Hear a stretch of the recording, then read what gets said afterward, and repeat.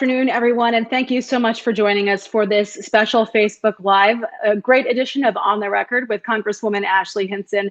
I am pleased today to have a constituent joining us, a longtime friend and fellow USC Trojan, Byron Cooper, to talk about a very important issue near and dear, obviously, to your heart. But today is National Suicide Prevention Awareness Day, a very tough topic, but a very important topic that we need to shine light on, and we need to be talking about.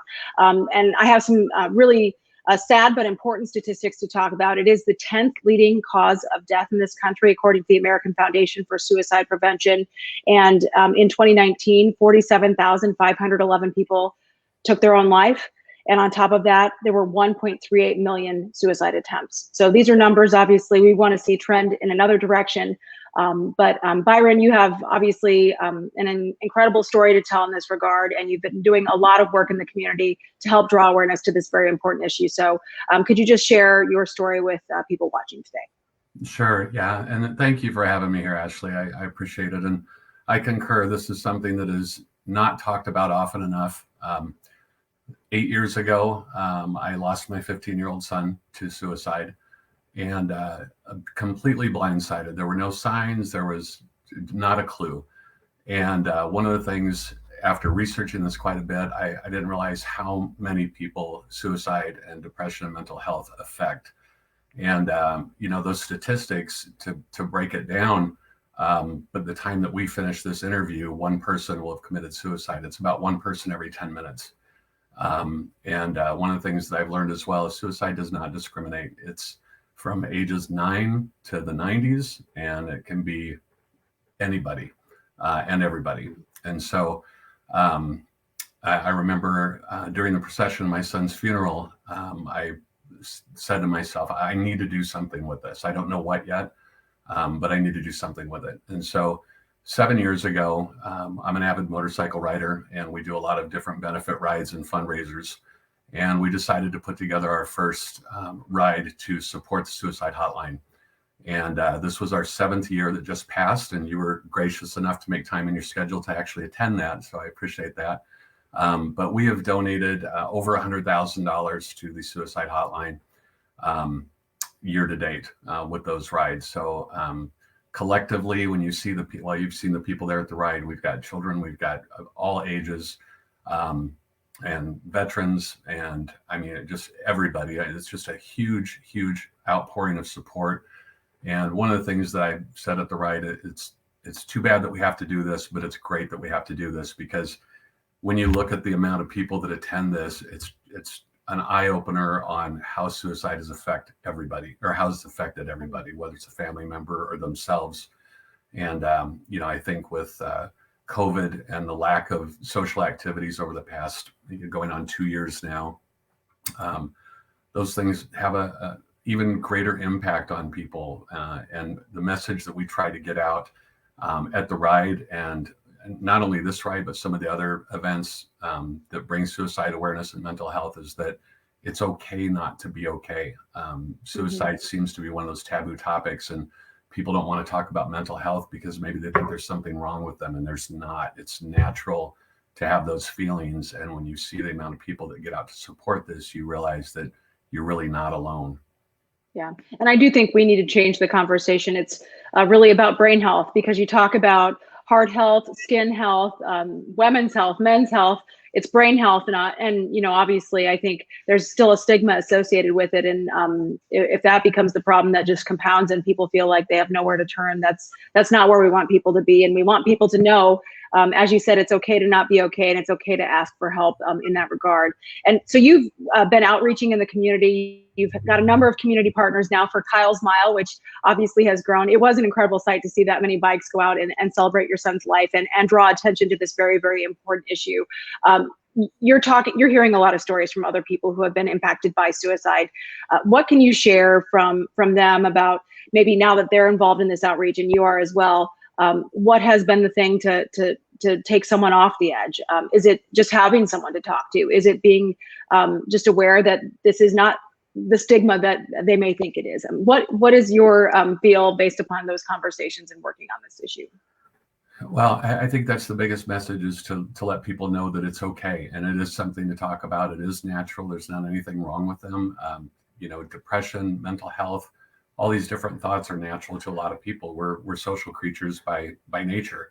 And I think, depriving people of that has impacted that a lot. But we do have a lot of outreach in the community. Part of this ride, the donations where the fundraisers come from are local businesses, local people in the community. We had actually two people that brought their children to the ride this year that I had talked to earlier in the year, and their children were having a difficult time with some of these thoughts. And I think this had a tremendous impact on them, especially seeing a couple of them smile and just realize that, oh my gosh, I'm not just that only one in my school or my community. I mean, look at all these people in all different ages. And I think that's the message we need to get out. The other thing is that a lot of what I've experienced over the years and becoming more knowledgeable with this is a lot of people don't reach out. Robin Williams got a lot of publicity with what happened with him. And it's one of those things where sometimes the people with the happiest masks have the saddest face behind them, and they won't reach out. So I think it's our job to reach out to people. Check on people, be nice to people.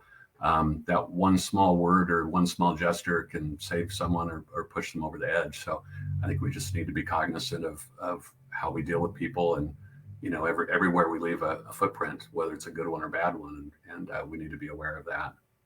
Yeah, and I think everybody needs to do that. Pick up the phone. Oh, I haven't talked to so and so in a while. Let me just call and do a good neighbor check-in is what I would like to call it. But that's absolutely crucial and important to making sure that we're not afraid to have these conversations. And it's amazing what people will open up if something's going on.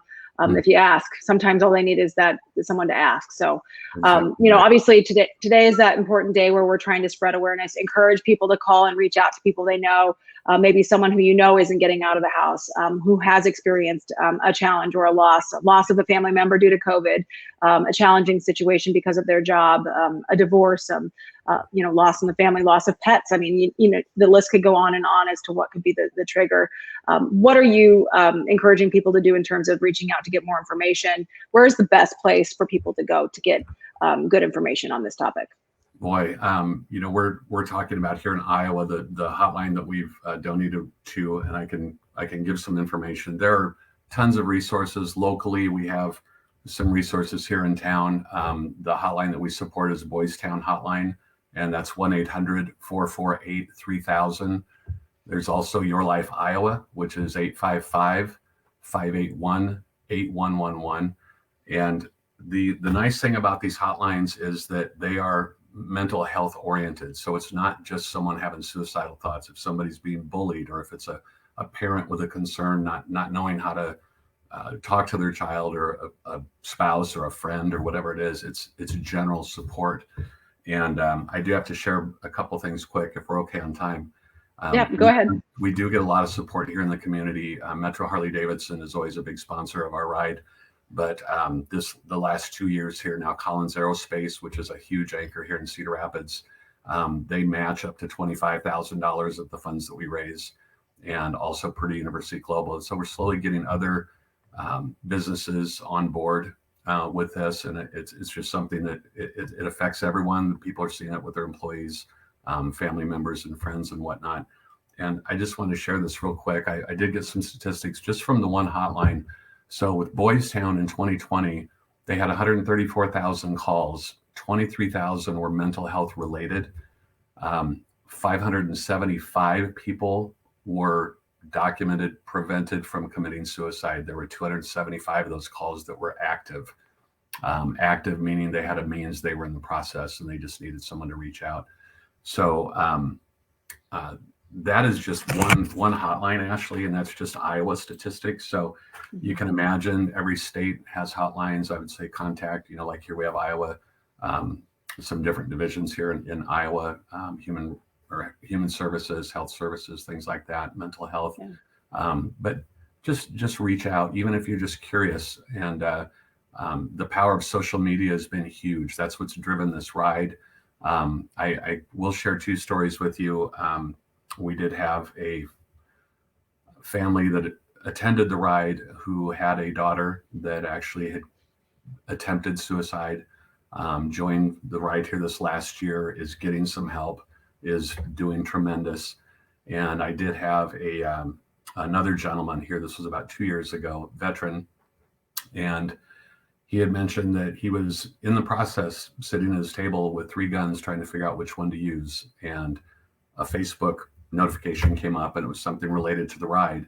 And because we do a lot of awareness, just try and do something outreach weekly. But he saw that, and he just remembered being there, the impact and the ripple effect that it has on everybody, because it's huge, it's massive what losing one person can do.